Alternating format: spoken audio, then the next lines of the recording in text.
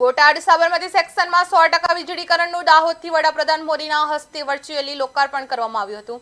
315 કરોડ રૂપિયાના ખર્ચે 106 કિમી લાંબી સાબરમતી બોટાદ રેલવે લાઇનનું વિદ્યુતીકરણ અમદાવાદ અને બોટાદ જિલ્લાઓને આવરી લે છે। આ પ્રોજેક્ટ ગુજરાતમાં રેલ નેટવર્કનું 100% વીજળીકરણ પૂર્ણ કરીને એક મહત્વપૂર્ણ સીમાચિહ્નરૂપ સાબિત થશે।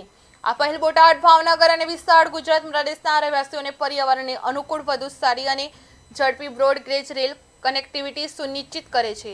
દાહોદથી વડાપ્રધાન નરેન્દ્રભાઈ મોદી દ્વારા બોટાદ સાબરમતી રેલવે ટ્રેનનું 100% વીજળીકરણનું લોકાર્પણ કાર્યક્રમ અંતર્ગત બોટાદ રેલવે સ્ટેશન ખાતે કાર્યક્રમ યોજાયો હતો અને રેલવે અધિકારીઓ તેમજ બોટાદના રાજકીય આગેવાનો દ્વારા બોટાદ સાબરમતી 100% વીજળીકરણ ટ્રેનને લીલી ઝંડી આપી હતી।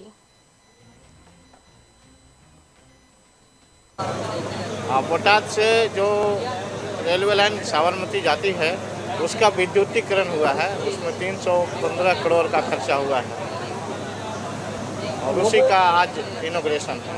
लोगों को कैसा फायदा होगा और ट्रेन जैसी सुविधा होगी? फ़ायदा इसमें एक तो प्रदूषण कम होगी, क्योंकि जो डीजल से पावर चलती थी और गाड़ियाँ चलती थी तो उसमें क्या प्रदूषण भी होता था।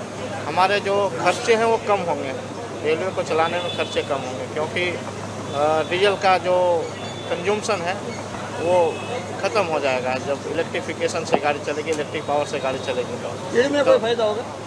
हाँ, स्पीड में फ़ायदा होगा। अभी जो नए नए पावर आ रहे हैं जिसका स्पीड बहुत ही अच्छा है और उसमें भी फ़ायदा होगा।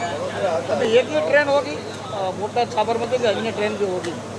हाँ, अभी तो शुरुआत हुआ है, तो बाद में सभी गाड़ियाँ लगभग इलेक्ट्रिक पर